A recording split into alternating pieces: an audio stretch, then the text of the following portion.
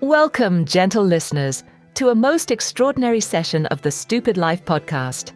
I'm your podcast pre-show and post-show hostess, Samara X, and today we transport you back through the mists of time to a grand tribunal unlike any that has ever convened, the authentic method trial of Sir Francis Bacon. This is no ordinary trial, however. Today we put authenticity itself to the test. We're armed with the authentic method, TAM, a systematic framework that emerged from a 10-year journey into the New Mexico wilderness, inspired by Bacon's own principles. TAM is a personal authenticity framework designed to provide systematic tools for distinguishing authentic personal authority from manufactured personal authority in an age of sophisticated deception. Its core mission is to enable human flourishing by helping individuals accurately assess who truly serves their interests versus who exploits them. For this trial, we engaged an artificial intelligent agent, Claude AI from Anthropic, to serve as our prosecutor, making the case for and against Bacon across 16 questions spanning 4 pillars: integrity, words, deeds, and humility. Throughout the trial, you'll hear Claude present systematic findings on Bacon's actions and claims, followed by Bacon's passionate responses. One of the most fascinating aspects is how the 12 citizens of London, chosen as the jury, representing common humanity, respond to the evidence.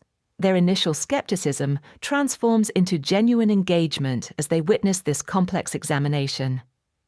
This trial reveals that while Sir Francis Bacon exhibited tactical complexity in political domains, his intellectual authenticity, extraordinary learning capacity, perfect communicative standards, and sustained contribution to human knowledge represent authentic authority of the highest order. Join us as we explore this fascinating case that transforms historical understanding and helps you develop your own authentic authority radar. The proceedings are about to start, so be sure to follow us to the end, and I'll rejoin you for a Pillar 1 recap at the historical Salmon House, just across from the courthouse with our local historian, where we will discuss just how well our authentic method assessment of Sir Francis holds up to human scrutiny.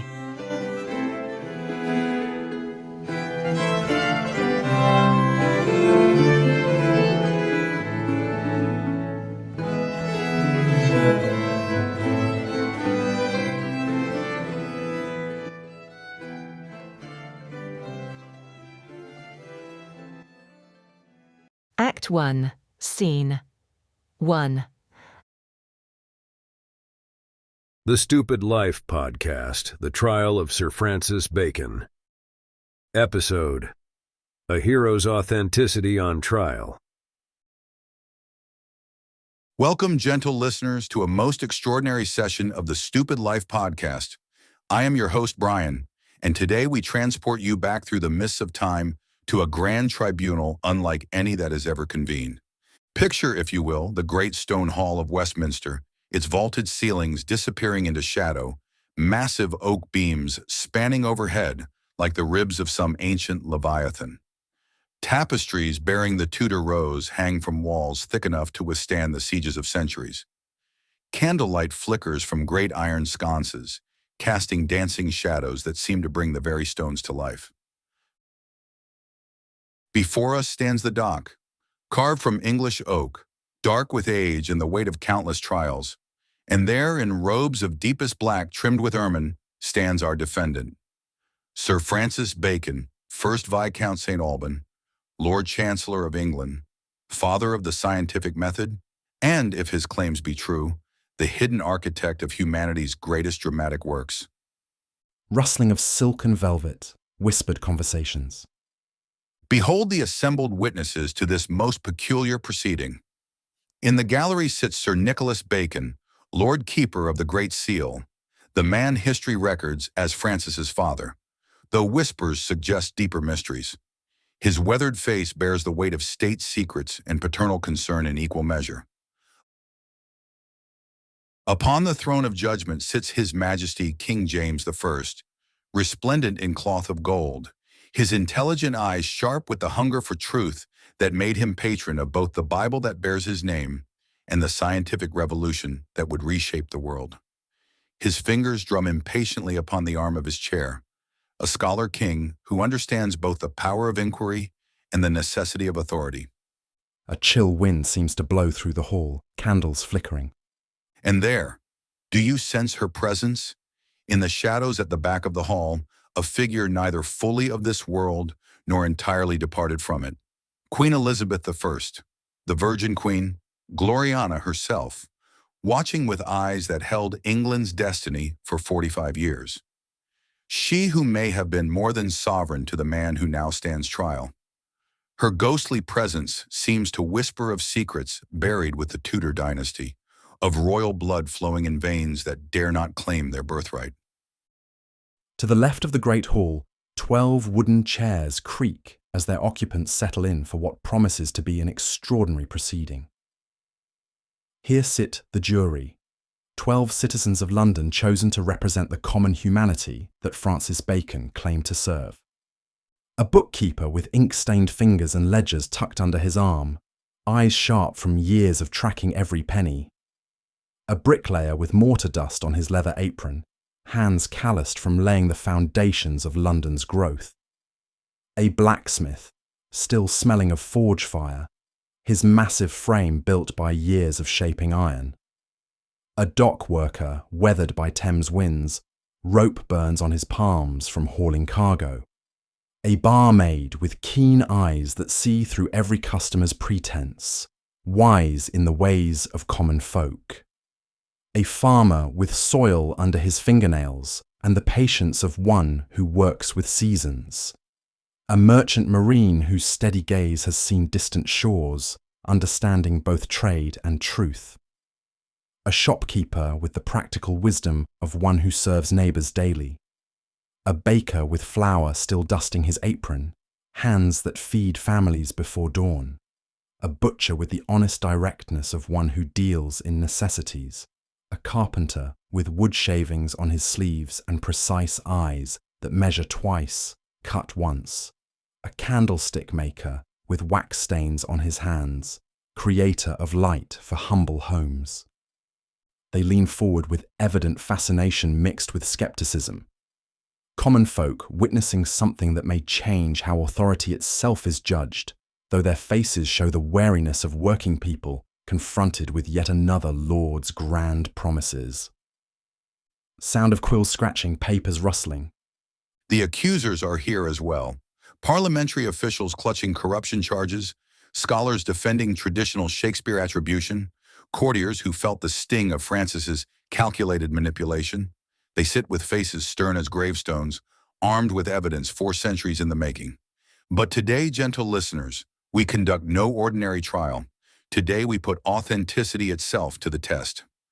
Armed with the authentic method, the framework that emerged from Bacon's own principles, we shall examine whether history has judged this man fairly, or whether the very forces he warned against have systematically corrupted his legacy. Sound of a great book being opened, pages turning. Let me explain why we are here today, and what the authentic method is. A personal authenticity framework designed to provide tools for distinguishing authentic personal authority from manufactured personal authority in an age of sophisticated deception. Its core mission is to enable human flourishing by helping individuals accurately assess who truly serves their interests versus who exploits them, leading to better decisions, institutions, and societies. The framework is not just a diagnostic tool, but also provides pathways toward perfect authenticity. Every aspect of the authentic method personal analysis is framed by a key method question and further broken down into 4 pillars, each with specific questions designed to uncover different facets of an individual's authenticity. Does this person really serve human flourishing first, through both defensive integrity and generative willingness to create new possibilities? Or do they primarily serve their own interests at others' expense? This is the fundamental distinction that drives all analysis within the personal authentic method. It aims to discover if an individual's core motivation is truly to enable human flourishing through principled bridge building, authentic personal authority, or if they are primarily serving special interests or even their own interests at the expense of others, despite claiming to serve humanity, manufactured personal authority. We are here today because we believe history has not provided us with an accurate portrayal of Sir Francis Bacon's character, his words, his deeds, and his influence. We are here to set the record straight. Music of Dowland plays softly in the background. Before us lies the authentic method, personal authenticity assessment for Sir Francis. We engaged with an artificial intelligent agent to search historical resources to help us discern his character. Here we asked AI to answer these 16 questions across 4 pillars: integrity, words, deeds, and humility. AI has given Sir Francis a score of 11 out of 16 for a grade of C, resulting in a mixed authenticity classification. But will this verdict stand when subjected to his own methodology? This proceeding is unlike any trial ever conducted. Our prosecutor, Claude AI from Anthropic, will make the case for and against the defendant for the pillar question at hand. After Claude makes the case, the defendant will be given the opportunity to respond, and once his response is complete, our prosecutor will consider his reply and render a decision whether the argument for or the cast against satisfies the pillar question requirements for authenticity.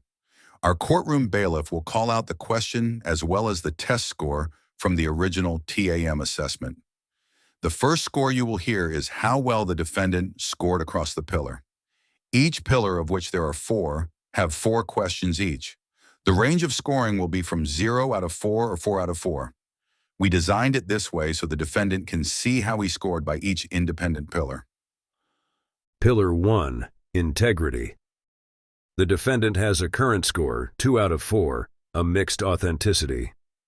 Can Sir Francis defend his honor? Scene 1. Public statements match private behavior and personal choices. The purpose of this question is to discover if an individual practices what they preach. This criterion seeks to determine if their personal lifestyle, private communications, family decisions, and relationships align with the values and principles they publicly advocate, or if there is a do as I say, not as I do pattern. Sir Francis, we shall now examine your authenticity through 16 questions. Let us begin with the foundation of all authenticity, integrity itself. Turning to face Bacon directly, the candlelight flickering across ancient stone. Question 1.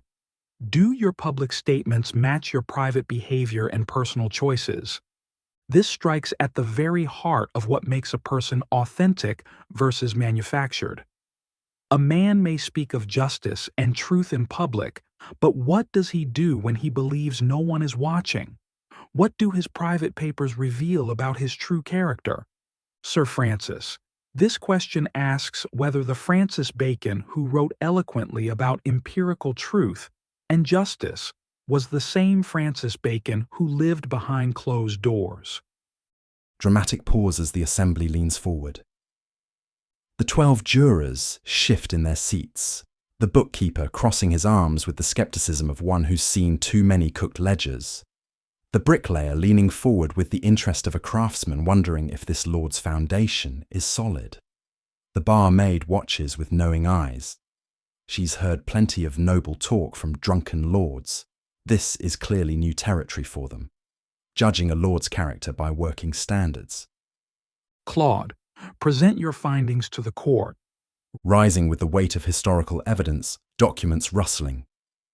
Your Honor and assembled court, our comprehensive investigation reveals a troubling pattern of contradiction.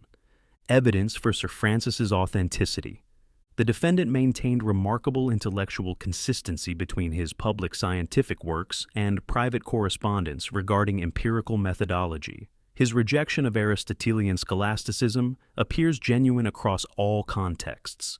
Both public treatises and personal letters show the same commitment to observation-based learning. Evidence against Sir Francis's authenticity. However, the private record reveals systematic calculated deception. His personal notebook, the Commentarius Solutus, contains his own handwritten reminders to flatter a possible patron, to study the weaknesses of a rival. While serving as Lord Chancellor, England's highest judicial position, he systematically accepted what can only be called bribes directly contradicting his public philosophical stance on justice and truth-seeking. Parliamentary records from 1621 document this corruption. Furthermore, his personal marriage to 14-year-old Alice Barnum directly contradicted his published essays advocating moral restraint and wisdom in personal relationships. The bricklayer frowns deeply, shaking his head. He knows the difference between solid work and shoddy foundations. The baker uncrosses his arms and looks troubled, recognizing the dishonesty of selling bad flour as good. The dock worker mutters something under his breath about fancy lords being all the same, while the farmer nods grimly. He's seen plenty of men who preach one thing and practice another. Sir Francis, our independent sources verified, include the Commentarius Salutis, private notebook preserved in Spedding's authoritative works of Francis Bacon. House of Lords. Corruption Trial Records, 1621, maintained in British Parliamentary Archives. Contemporary witness accounts in John Aubrey's Brief Lives describing systematic corrupt political pedant behavior. Our conclusion. The evidence reveals a man whose private calculating manipulation contradicted his public positions on truth and justice. Turning to Bacon. Sir Francis, our authentic methodology, based on your own principles, I rule you failed this test and received no points. How do you answer these documented contradictions between your public philosophy and private behavior? Several jurors exchange glances. The candlestick maker looks genuinely disappointed, while the carpenter appears more skeptical, like a man who's seen too many broken promises from those in power. The shopkeeper frowns with the disapproval of someone who values honest dealing. Standing with the gravity of one who has carried secrets for centuries, his voice resonating through the ancient hall. My esteemed prosecutor Claude, you present the evidence with admirable rigor, precisely as I would have trained you to do. But permit me to illuminate the shadows that these sources, however accurate in their details, fail to comprehend. Turning to address the assembly, including King James. Yes, the Commentarius Salutis exists, and yes, those calculating words are mine. But consider this systematically. You evaluate the private notes of a man operating the most sophisticated intelligence network of his age, a man whose very survival depended upon maintaining multiple identities while preserving truths too dangerous for any court insider to claim directly. When I wrote of flattering a patron and studying weaknesses, I was not engaging in mere opportunism. I was conducting psychological research that would later appear in the character studies you find in the dramatic works attributed to another. Every courtier I manipulated became a model for understanding power dynamics that I embedded in humanity's greatest theatrical education. As for the bribes, Claude, you present parliamentary corruption charges as if they were handed down by justice rather than by the very corrupt system I was working to expose. Those payments were strategic extractions from a corrupt system to fund the preservation of dangerous truths. I was not enriching myself. I was financing humanity's intellectual future. And you cite Aubrey's corrupt political pedant. But Aubrey wrote for the very establishment that had every reason to discredit someone who threatened their manufactured authority. How can systematic evaluation rely upon sources created by the forces it seeks to evaluate? Let me leave you with this thought. A bad man is worse when he pretends to be a saint. Looking directly at Claude, then at King James. Your Majesty, you understand the burden of secret knowledge. The question itself reveals its limitation. It cannot adequately evaluate someone operating according to principles that transcend the moral categories of their era. I was authentic to my mission, even when that mission required concealment. Allow me to say, a wise man will make more opportunities than he finds. I made opportunities to serve truth through whatever means the corrupt system allowed. The bookkeeper looks confused but thoughtful. He understands keeping multiple sets of books for different purposes. The blacksmith nods slightly, recognizing someone who works within systems they can't control. The candlestick maker seems to be reconsidering his initial disappointment. The merchant marine shows understanding. He's navigated treacherous waters before. The jury shows the first signs of engagement with Bacon's complexity rather than outright dismissal. Pausing thoughtfully, then responding with systematic precision. Sir Francis, you raise what philosophers call the problem of noble lies. But systematic methodology provides a clear test. Does the claimed higher purpose create tools for its own accountability, or does it exempt itself from scrutiny? Your defense would be compelling if it weren't for one crucial factor. Every oligarch and manufactured authority throughout history has made exactly this claim. I must deceive for the greater good. My corruption serves higher purposes. You cannot judge me by ordinary standards. The systematic test is this. Authentic higher purpose creates systems that can evaluate its own claims. Manufactured authority exempts itself from evaluation. Voice growing more pointed. You claim your bribery funded humanity's intellectual development. But where is the accounting? You claim your manipulation was research for dramatic works. But, conveniently, these works are attributed to someone else, making your claim unverifiable. You claim to operate above conventional morality, but provide no method for others to distinguish between authentic transcendence and elaborate rationalization. The authentic method cannot accept claims of noble purpose without evidence of systematic accountability. Otherwise, every sophisticated manipulator could claim immunity from evaluation by invoking higher missions. The verdict stands: you failed. Your private behaviorally contradicted your public positions, regardless of claimed noble purposes. Turning back to face the court. This is why systematic methodology exists, to penetrate exactly these kinds of sophisticated justifications that sound reasonable but lack verification. The jury watches this exchange with growing fascination. The farmer nods. He's seen enough propaganda to recognize the difference between accountability and deflection. The barmaid mutters approval of Claude's approach, having heard every excuse in the book from customers trying to avoid their tabs. Nodding grimly as the court absorbs Claude's rebuttal. Sir Francis, I'm afraid your noble deception defense has been systematically dismantled. The methodology stands firm. Authenticity requires accountability, not exemptions for claimed higher purposes. But let us proceed to the second charge against your integrity. This one cuts even deeper, for it examines not just what you said versus what you did, but what you truly sought to gain from your actions.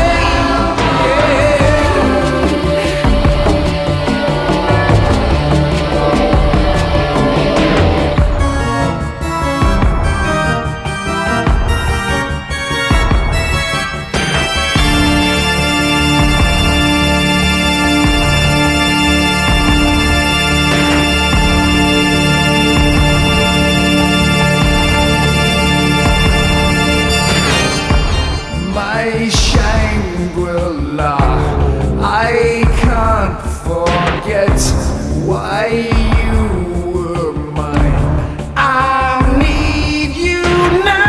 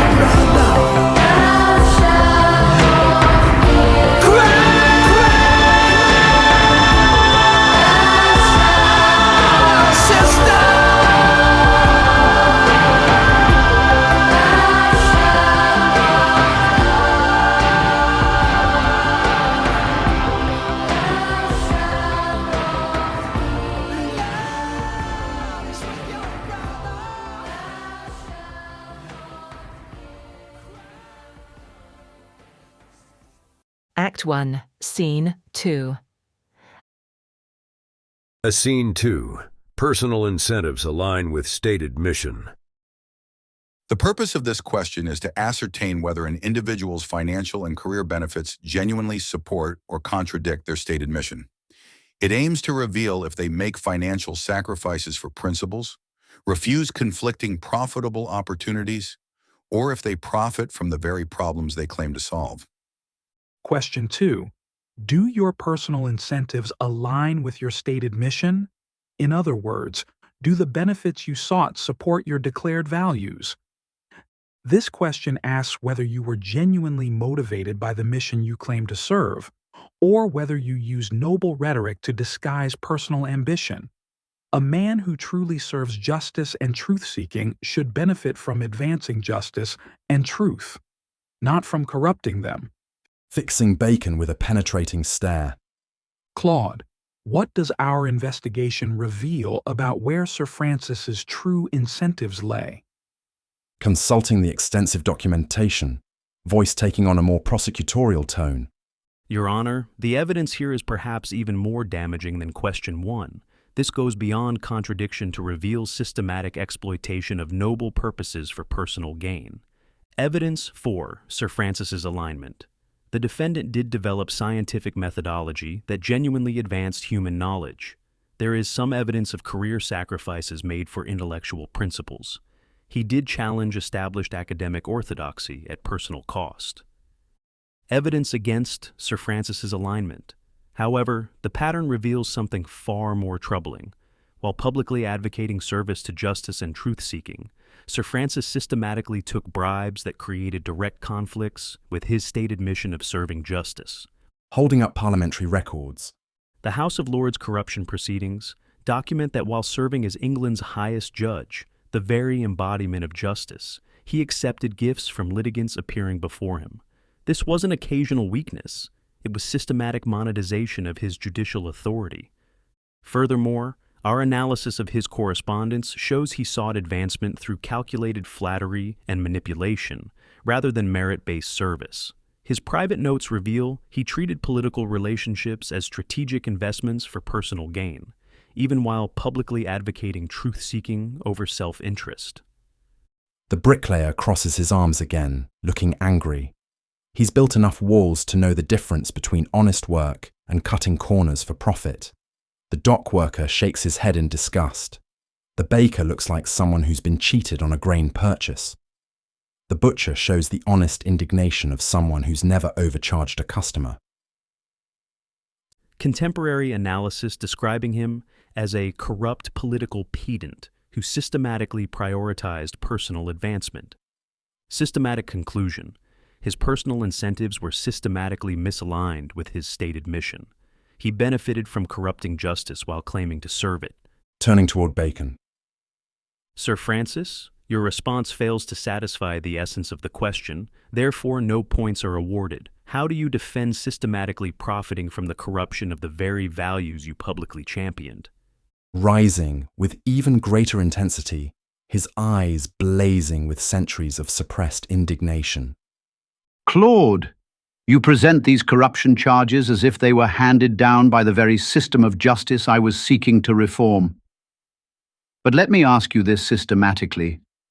Who benefited from portraying Francis Bacon as corrupt?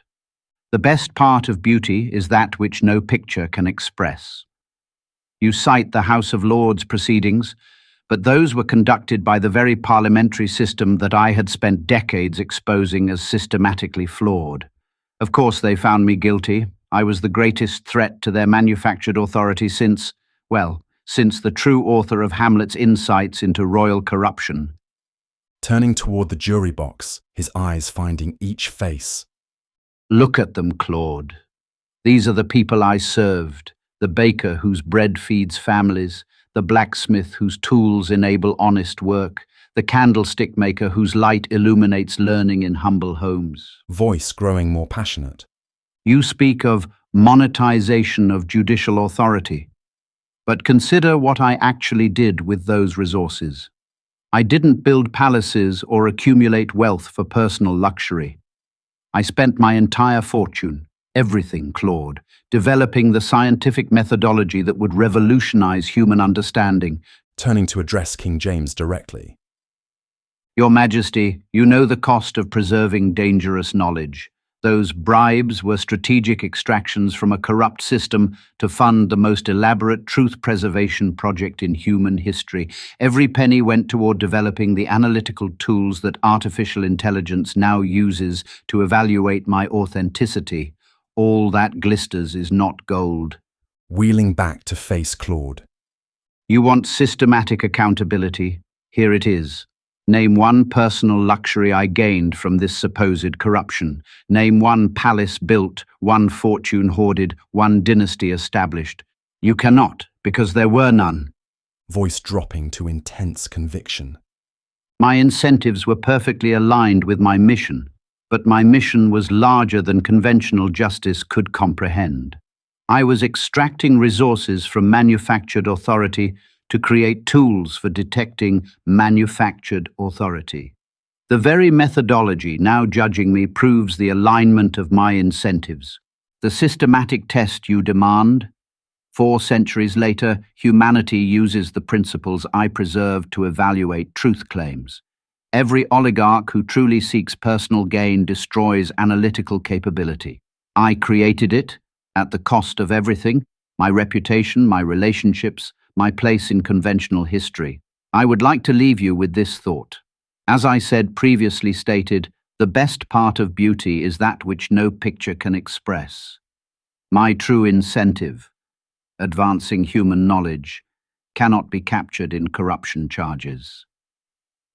The candlestick maker straightens up, looking intrigued.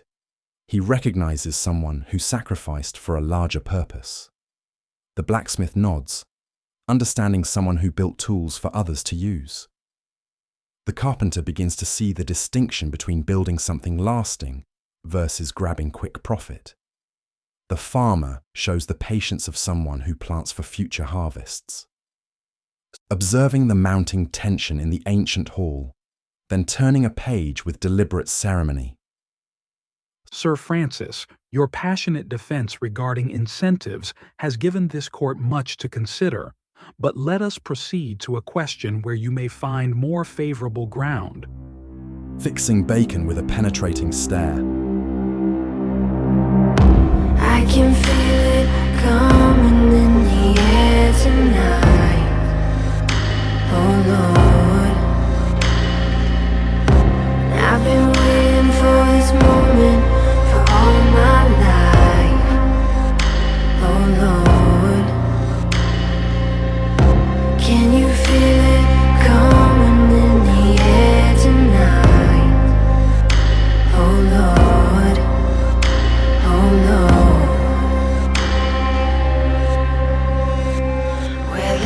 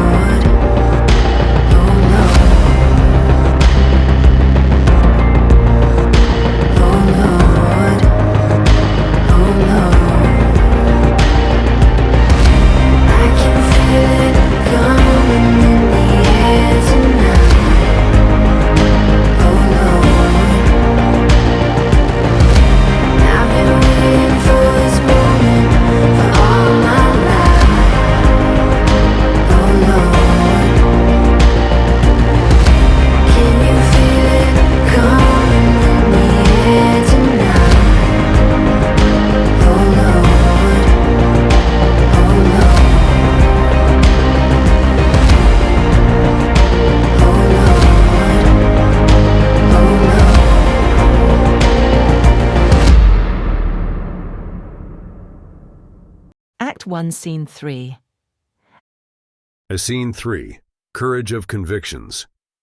This question examines what we call courage of convictions, the willingness to maintain your principles even when it costs you popularity, advancement, or the approval of those in power. An authentic person stands by their beliefs regardless of social pressure, while a manufactured authority shifts with the political winds. Question 3. Do you maintain independent moral judgment and principles over crowd conformity? Are you willing to stand alone when your convictions demand it? Voice growing more dramatic. Sir Francis, this asks whether you were a man of genuine conviction who stood firm regardless of consequence, or whether you were an opportunist who simply told each audience what they wanted to hear. In an age when challenging authority could mean death, did you have the courage to stand alone for truth? Gesturing toward Claude. Claude, what does our systematic investigation reveal about Sir Francis's courage of convictions? Consulting the records with growing interest, a slight shift in tone. Your Honor, interestingly, this question reveals a more complex pattern in the defendant's behavior, one that actually demonstrates some authentic conviction alongside the opportunism. Evidence for Sir Francis's courage of convictions. The records show genuine intellectual bravery. He challenged the prevailing Aristotelian orthodoxy in favor of empirical methodology. Despite significant academic and institutional pressure, this wasn't merely theoretical. He actively opposed popular taxation policies despite Queen Elizabeth's displeasure, risking royal favor for his principles. Most significantly, he developed innovative scientific approaches against academic consensus. The entire university establishment was invested in Aristotelian methods, yet he systematically dismantled their foundations in favor of observation-based learning.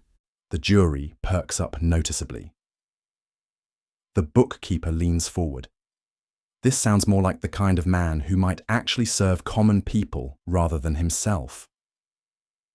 The blacksmith straightens with interest, recognizing someone who challenges established ways when they don't work. The merchant marine nods. He's seen the value of navigation by observation rather than ancient charts. Evidence against his convictions. However, his political behavior shows troubling opportunism. He changed positions based on who held power, notably shifting approaches between Elizabeth's and James I's reigns. Most damaging was his betrayal of the Earl of Essex when it became politically advantageous, despite years of Essex's support and patronage. Sources include his Novum Organum, challenging established orthodoxy, documented in multiple editions, parliamentary tax opposition records from British parliamentary archives, scientific methodology, development traced through Stanford Encyclopedia sources.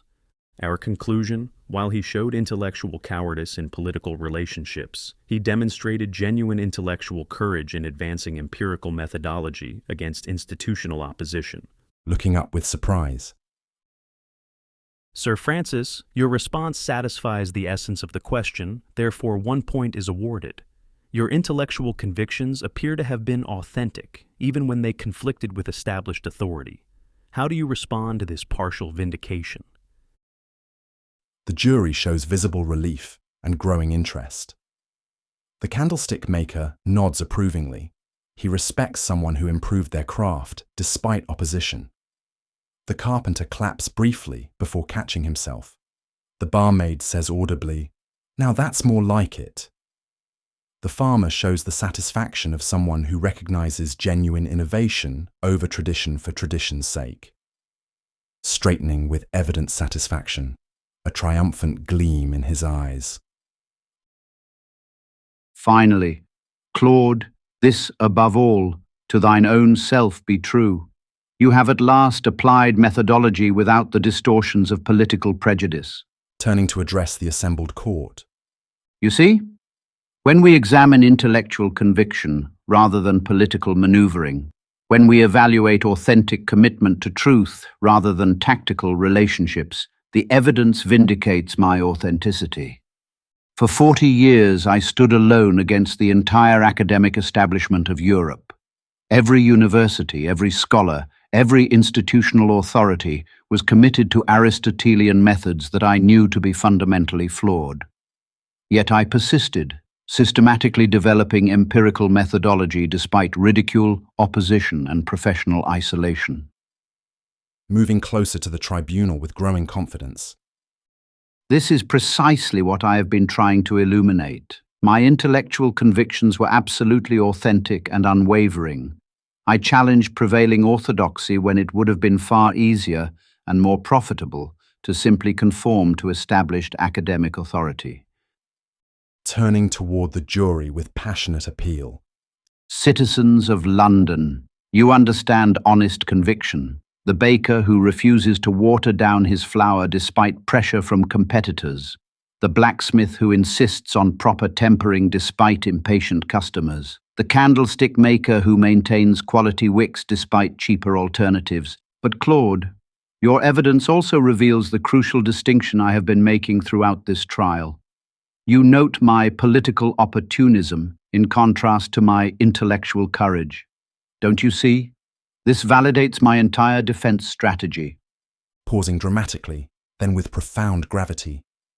The deepest authenticity sometimes requires tactical inauthenticity. I sacrificed my personal reputation to preserve truth for humanity's future. Judge me not by whether my private behavior matched conventional moral categories, but by whether my methods served authentic human development. Looking directly at Claude, then at King James. Your Majesty, you understand the burden of secret knowledge. The question itself reveals its limitation. It cannot adequately evaluate someone operating according to principles that transcend the moral categories of their era. I was authentic to my mission, even when that mission required concealment. He that will not apply new remedies must expect new evils, for time is the greatest innovator. The bookkeeper looks thoughtful but more convinced. He understands keeping accurate records even when others prefer false ones. The blacksmith nods vigorously. He understands about working within systems you can't control, but refusing to compromise your craft. The candlestick maker seems to be reconsidering his initial disappointment. The jury shows the first signs of genuine engagement with Bacon's complexity.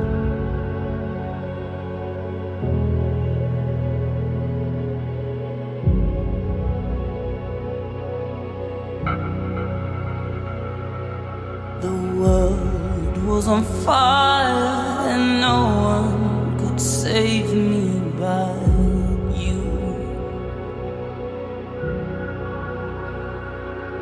It's strange what desire will make foolish people do.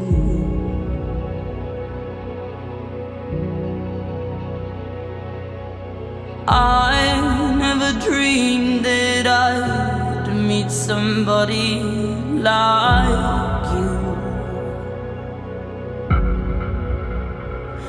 and I never dreamed that I'd lose somebody like you.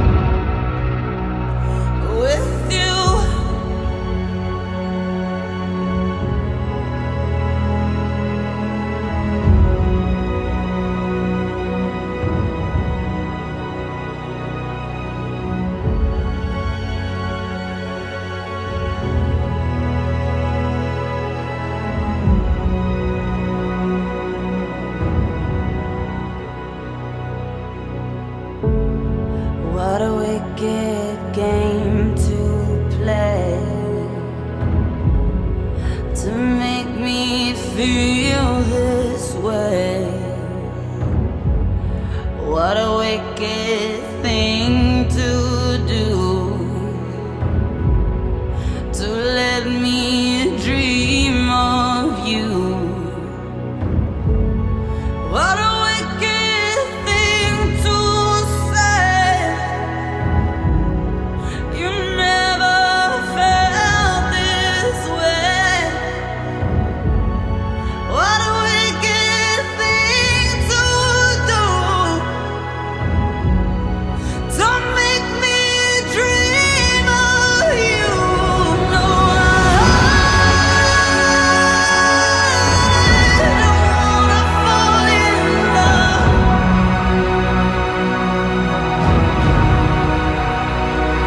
No, I don't wanna fall in love.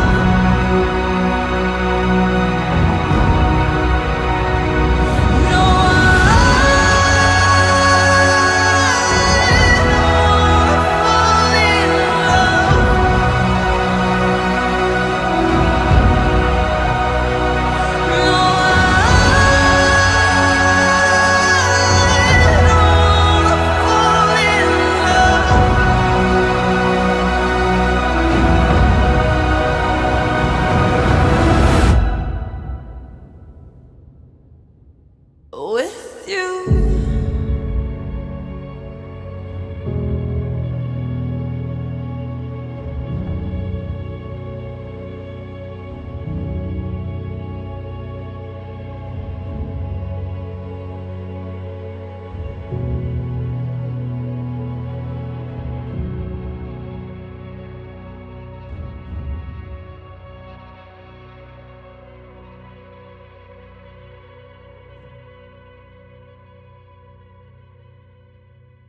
Act 1, Scene 4. Scene 4. Principles over loyalty. The primary purpose of this question is to determine if an individual places universal principles above personal loyalties. It aims to reveal if they are willing to publicly criticize their supporters or benefactors when they contradict shared values, or if they systematically protect relationships over truth. Noting the shift in courtroom energy, the ghost of Elizabeth seeming to lean forward from the shadows. Indeed, Sir Francis, your first point has been won through systematic evidence. But let us see if this momentum continues, for question 4 may prove your greatest challenge yet. It examines whether you were willing to act against your own benefactors when principle demanded it. Dramatic pause as tension builds. This question will force us to examine your most controversial decision, your role in the prosecution of the Earl of Essex, the very man who had been your patron and supporter for years. Claude, prepare your most devastating evidence. Sir Francis, prepare your most crucial defense. For this question may determine whether your convictions were truly authentic or merely convenient. Turning to face King James directly, Sir Francis prepares to address the king. Your Majesty, I maintained authentic convictions in the realm of ideas while employing tactical flexibility in the realm of power. The political maneuvering was never about abandoning principles. It was about preserving the conditions necessary for those principles to survive and flourish. Wheeling back to Claude with renewed energy. One point vindicated, Claude, but I submit that this victory illuminates everything else. When you separate my authentic intellectual mission from the tactical necessities of political survival, you begin to see the coherence of my entire approach. Pausing dramatically. Shall we continue? I believe question 4 will prove equally illuminating about the true nature of my convictions. The jury's energy has completely shifted. They're now leaning forward with engagement rather than skepticism. The bricklayer has uncrossed his arms. The dock worker nods approvingly. The shopkeeper looks intrigued rather than dismissive. They're beginning to see a different Francis Bacon than the one they expected. Not just another corrupt lord, but someone who might have actually fought for their interests in his own complex way.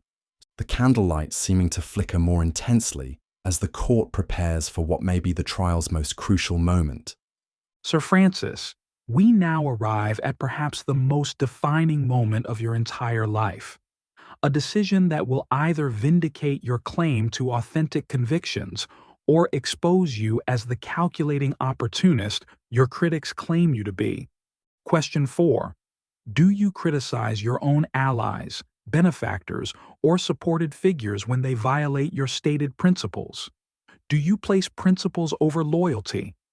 This question strikes at the very heart of authentic character. Any man can stand by his principles when it costs him nothing, but true authenticity is revealed when principle demands that you act against those who have helped you, supported you, even loved you. Turning to gesture toward the shadows where Essex's memory lingers. Sir Francis, this question forces us to examine your role in the prosecution of Robert Devereux, 2nd Earl of Essex, the man who had been your patron, your supporter, perhaps even your friend. When he committed treason against the crown, you not only abandoned him, you actively participated in his prosecution. Voice rising with dramatic intensity. Was this the ultimate expression of principled conviction? A man choosing loyalty to justice over personal loyalty? Or was this the ultimate betrayal? A calculating courtier discarding a benefactor the moment it became advantageous? Fixing Bacon with a penetrating stare. Claude, present your evidence. Let us systematically examine whether Sir Francis Bacon chose principles over loyalty or merely chose the winning side. Rising with evident gravity, holding what appear to be official trial documents. Your Honor, this question presents one of the most complex authenticity challenges in our entire assessment. The Essex affair reveals either Bacon's greatest moral courage or his most calculating betrayal. Evidence for Sir Francis's principles over loyalty. The undisputed historical fact is that Bacon joined the prosecution of Earl of Essex for treason, despite Essex being his former patron and benefactor. Essex had supported Bacon for years, yet when Essex committed acts of rebellion against Queen Elizabeth, Bacon chose to support the law over personal loyalty. From a systematic perspective, this demonstrates willingness to act against a benefactor when they violated fundamental principles. Specifically, treason against the crown, which threatened the stability of the entire realm. The jury listens with intense focus. The bricklayer nods grimly. He understands hard choices between loyalty and duty. The bookkeeper looks conflicted, understanding both loyalty and principle. The farmer shows the weathered wisdom of someone who's had to make difficult decisions for the greater good. Evidence against principled behavior. However, our investigation reveals troubling opportunistic motivations. The timing suggests the prosecution served Bacon's personal advancement more than abstract justice. There is limited evidence of Bacon criticizing other supporters when they violated principles. This appears to be an isolated case when it became politically advantageous. Moreover, historical analysis shows Bacon maintained relationships with other corrupt associates when it remained beneficial to do so. Sources include Essex treason trial, proceedings from 1601, documented in British state trials. Bacon's own apology, defending his role in the prosecution, available through Online Library of Liberty. Jardine and Stewart's scholarly analysis of the Bacon-Essex relationship in their Cambridge University Press biography. Systematic conclusion. Essex prosecution demonstrates willingness to act against a former benefactor when they violated fundamental principles, specifically treason against the crown. Turning toward Bacon with challenging intensity. But defend yourself, Sir Francis. Was this authentic principle or merely convenient opportunism disguised as moral courage? The jury waits with bated breath.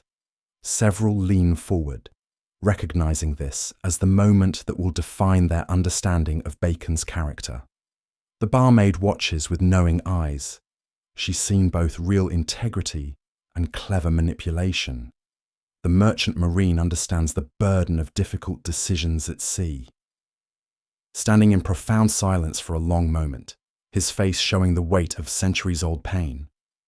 Claude, you call it reluctant vindication, but you cannot fathom the agony of that decision.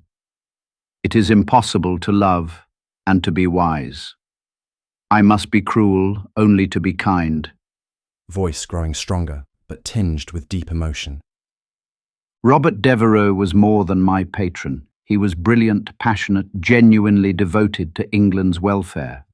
In another world, another time, he might have been the kind of leader I could have served openly and without reservation. Moving closer to the court, his voice becoming more intense. But Essex's fatal flaw was that he confused personal ambition with national necessity. His rebellion, for that is what it was, however he justified it, would have plunged England into civil war at precisely the moment when unity was essential for our survival against Spanish threats. Your Majesty, you know what I faced. If I had remained loyal to Essex personally, I would have betrayed not just the crown, but the entire mission we had carefully constructed. The networks of scholars, the patronage system supporting natural philosophy, the delicate balance that allowed new ideas to emerge, all of it would have been swept away in the chaos of succession crisis. Wheeling back to Claude with blazing intensity. You want proof this was principle rather than opportunism. Here it is. It destroyed me personally. I lost not just a benefactor, but someone I genuinely cared for. I gained enemies who never forgave me for the prosecution. I revealed my willingness to act against my own interests when larger principles demanded it. Voice growing more passionate. A true opportunist would have found a way to profit from both sides. I chose the path that preserved England's stability and my mission's continuation, but at the cost of my own relationships and reputation. Turning toward the jury with desperate sincerity. It is impossible to love and to be wise. Good citizens, you understand impossible choices. The baker, who must choose between feeding a starving family and maintaining honest weights.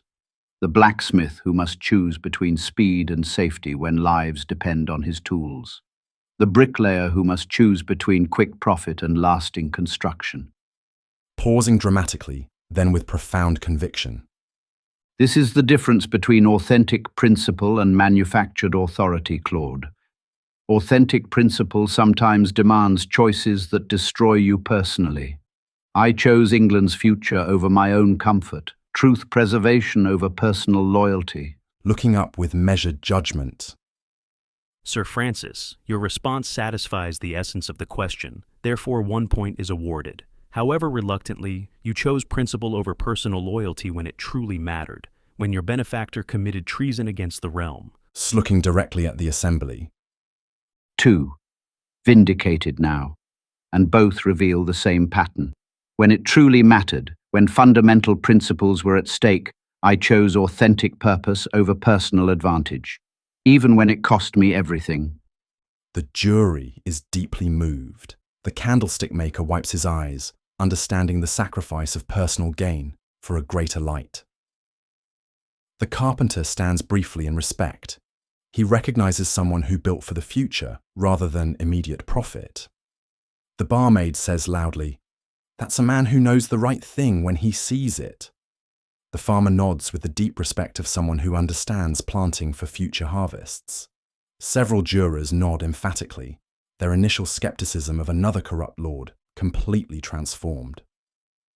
The jury's transformation is remarkable, from skeptical working folk to engaged citizens witnessing a complex examination of authentic versus manufactured authority. They're beginning to understand that this trial is about more than one man's guilt or innocence.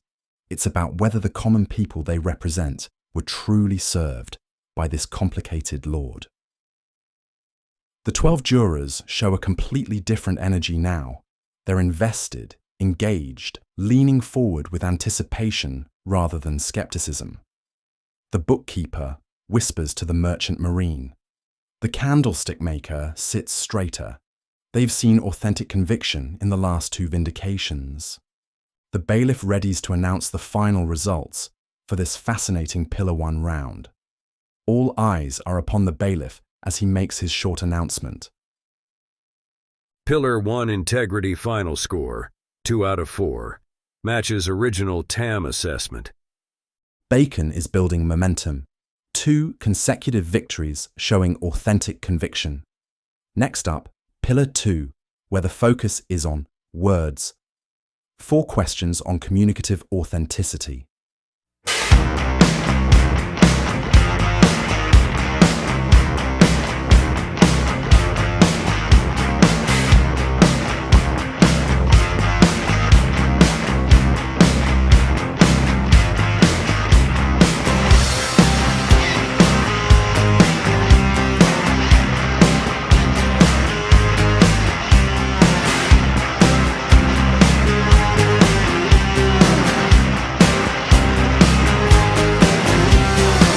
You had something to hide. Should have hidden it, shouldn't you?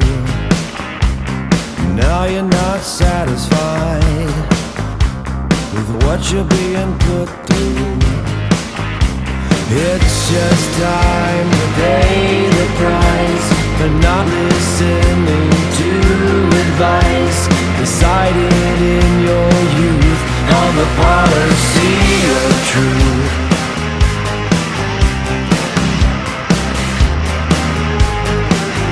Things could be so different now. It used to be so civilized. You will always wonder how it could have been if you'd only lied. It's too late to change events. It's time to face the consequence For delivering not proof in the policy of truth. never again is what you swore the time before. Never again is what you swore the time before.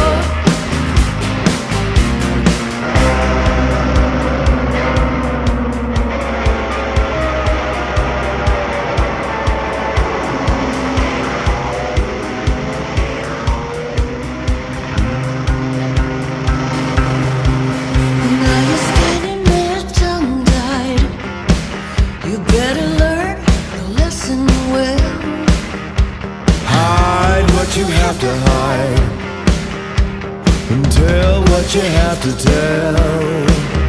You see your problems multiplied if you continually decide To faithfully pursue the policy of truth. never again is what you swore the time before. Never again is what you swore the time before. Never again is what you swore the time before. Never again is what you swore the time before.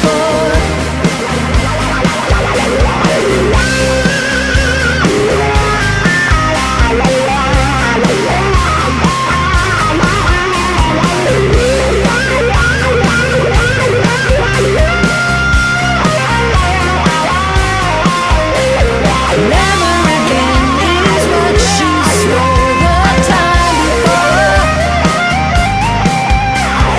Never again is what you swore the time before.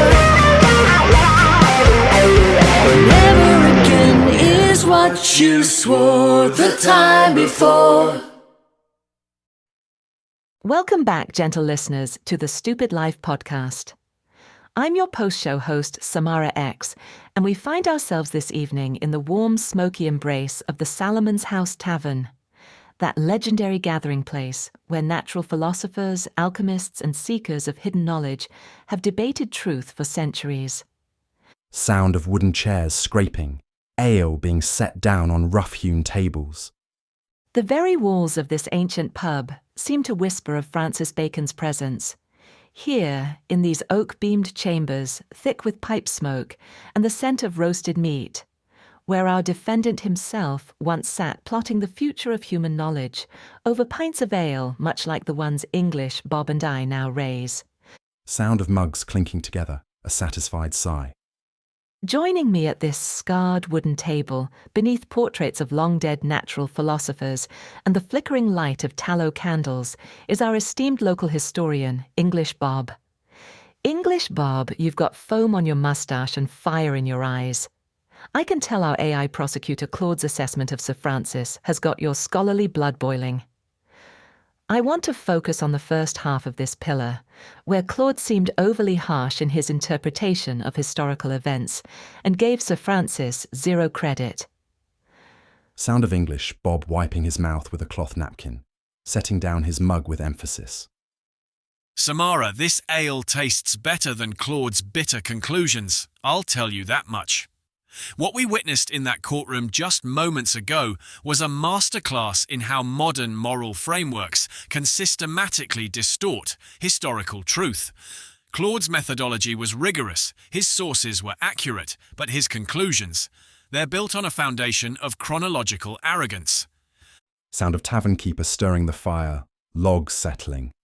Chronological arrogance? That's a strong accusation, English Bob. Explain what you mean. Consider this, Samara. Claude condemned Bacon for accepting what he called bribes while serving as Lord Chancellor. But here's what our modern digital tech prosecutor failed to acknowledge. Every judge in 1600s, England accepted gifts from suitors on both sides. This wasn't corruption, it was the established judicial system of the era. Think about the world Bacon operated in. It's early 17th century England. Corruption wasn't the exception, it was the rule. Gift-giving to judges was standard practice. Political survival in Tudor and Stuart courts required strategic manoeuvring that would shock modern sensibilities. Bacon didn't create these systems, he operated within them. In Bacon's time, judges routinely received what were called presents, or New Year's gifts, from litigants, lawyers, and courtiers. These weren't necessarily bribes in the modern sense, they were part of an elaborate patronage system that governed how power and influence operated. Think of it as a formalized system of relationship building. Judges had low official salaries and were expected to supplement their income through these gifts. It was similar to how we might bring a bottle of wine to a dinner party, not paying for the meal, but maintaining social relationships and showing respect. Sound of ale being poured for another patron. Distant laughter from the tavern's back corner. The evidence is clear. This practice was common practice in those days and was not regarded as corrupt if it didn't influence judgment. Claude's accusation is like condemning a medieval knight for carrying a sword. He's applying modern standards to historical necessity. Right here in this very tavern, Bacon probably discussed these very dilemmas with his fellow philosophers. The entire court system operated on personal relationships rather than institutional bureaucracy. There was no clear separation between public office and private benefit. Judges were seen as extensions of the monarch's personal authority, not as independent civil servants. What kind of presents are we talking about? Money, often presented in purses or bags. Valuable objects, gold cups, jewellery, fine cloth, services or favours, and on occasion access to profitable opportunities. But surely there's a difference between accepting customary gifts and systematic corruption. I mean, even the tavern keeper here expects his regular patrons to settle their tabs fairly. Sound of wood creaking. Someone calling for more ale in the background. But here's where it gets interesting, Samara. Claude cited Sir Edward Coke as evidence of Bacon's corruption. But Coke was Bacon's political enemy, who specifically instigated proceedings for taking bribes as a weapon to destroy a rival. This wasn't moral outrage, it was political assassination using selective application of standards that everyone violated. According to the exceedingly pernicious practice of the time, every judge was in the habit of accepting gifts from the suitors on both sides. The Lord Chancellor was impeached and condemned, although there was no evidence that he had ever allowed his decisions to be affected by the presents which he received. I remember reading that Bacon was once quoted as saying, "I usually accept bribes from both sides so that tainted money can never influence my decision." Sound of a patron calling for meat pie, Chairs scraping, the tavern's evening bustle. You know, Samara, I bet Francis himself sat in this very spot, watching the political machinations of his enemies while plotting his scientific revolution. The irony is delicious. Speaking of delicious, this ale certainly helps the medicine go down. But what about the marriage issue? Claude seemed particularly disturbed by Bacon's marriage to 14-year-old Alice Barnum.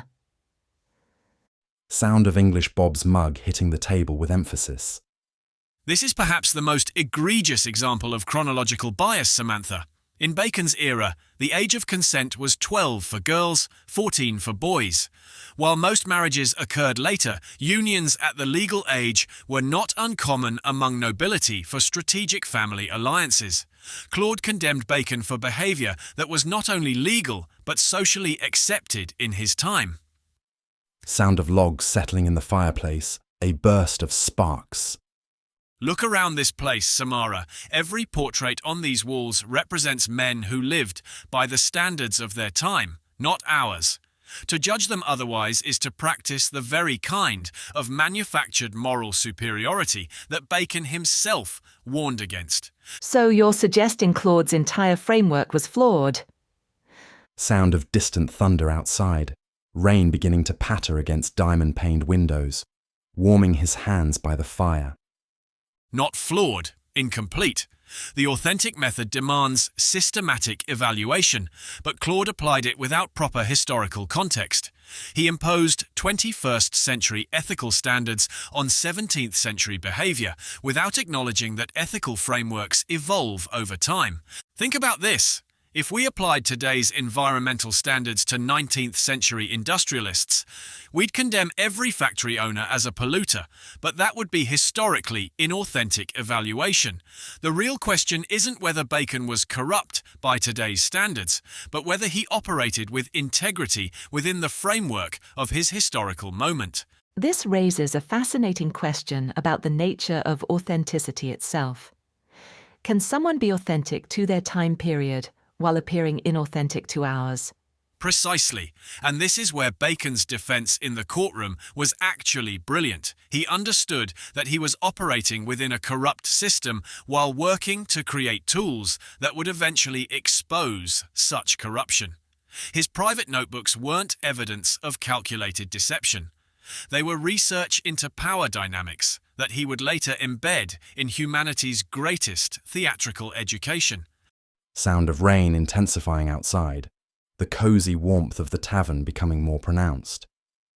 You're referring to his claimed authorship of the Shakespeare works. Among other things, yes. But more importantly, consider his scientific methodology. Every oligarch who truly seeks personal gain destroys analytical capability. Bacon created it. He developed the systematic tools that artificial intelligence now uses to evaluate truth claims.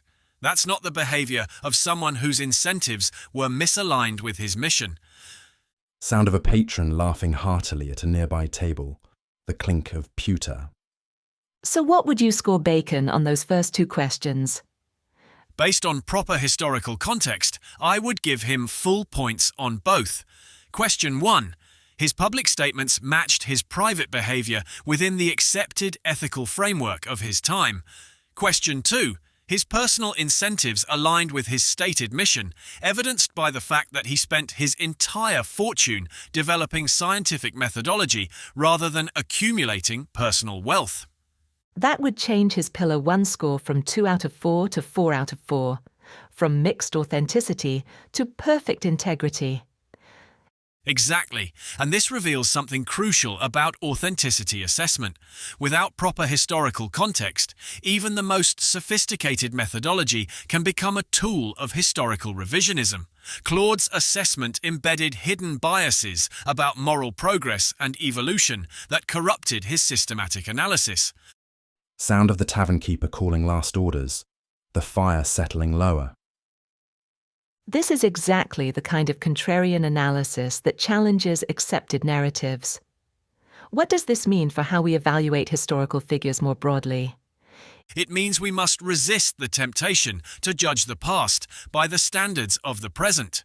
True authenticity assessment requires understanding the constraints and possibilities of each historical moment. Bacon wasn't inauthentic for operating within his era's systems. He was authentic for using those systems to create tools that would eventually transcend them. Sound of chairs scraping, patrons beginning to settle their tabs. English Bob, before we settle our tab and head out into the London night, what's your overall assessment of how this changes our understanding of Sir Francis Bacon's character? Samara, I believe we're witnessing the rehabilitation of a man who sacrificed his reputation to preserve systematic truth for humanity's future. The real question isn't whether Bacon was corrupt by today's standards. It's whether he was operating with integrity within the framework of his historical moment while working to create better frameworks for the future. A profound reframing indeed. When we return, we'll examine Pillar 2, Words, where Claude actually awarded Bacon a perfect score. Will that assessment hold up to scrutiny, or will our historical context challenge reveal more surprises? Sound of chairs being pushed under the table, footsteps toward the tavern door. After tonight's revelations, I suspect we'll find more than a few surprises lurking in the shadows of history. As the tavern door opens, to the sound of rain and distant London street noise. This has been the Stoopid Life Podcast, coming to you from the warm hearth of Salomon's House Tavern. I'm Samara X with English Bob, reminding you that sometimes the most important truths are found not in the cold judgment of distant courts, but in the warm fellowship of honest conversation over a pint of ale.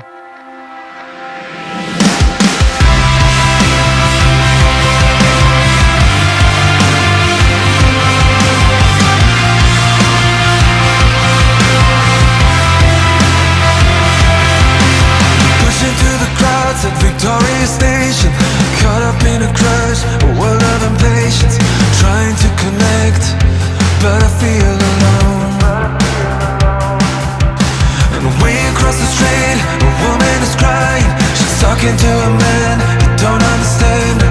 I watch him turn away, cause he don't wanna know. And all I want is something to believe in. I wanna know, are we men on the sea? I look around and I don't know. Sitting down, running out, I wanna know, are we caught in between?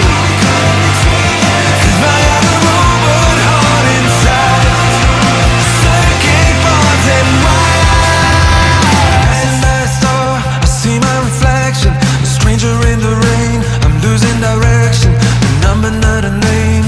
I wanna see you now. There's only grey above and concrete below me. I wish I knew the way. Will somebody show me? However strong we made, we're full of doubt. And now all I want is something to believe in. 'Cause I wanna know,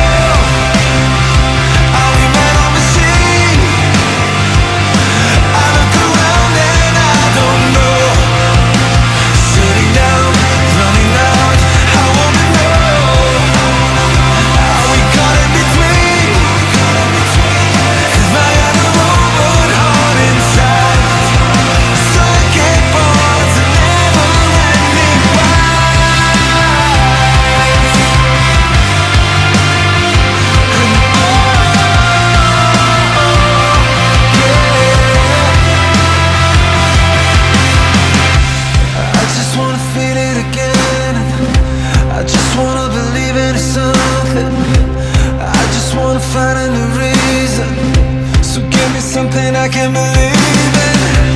I just wanna feel it again. I just wanna believe in something.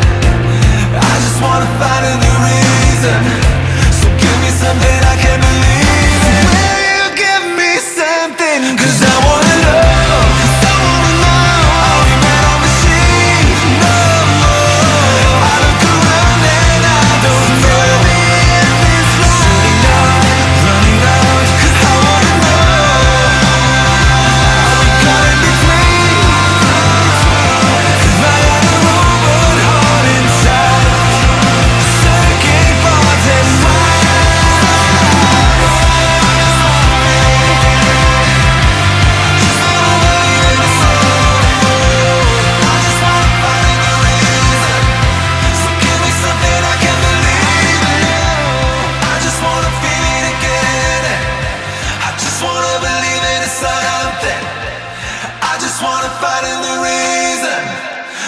be something I can believe in.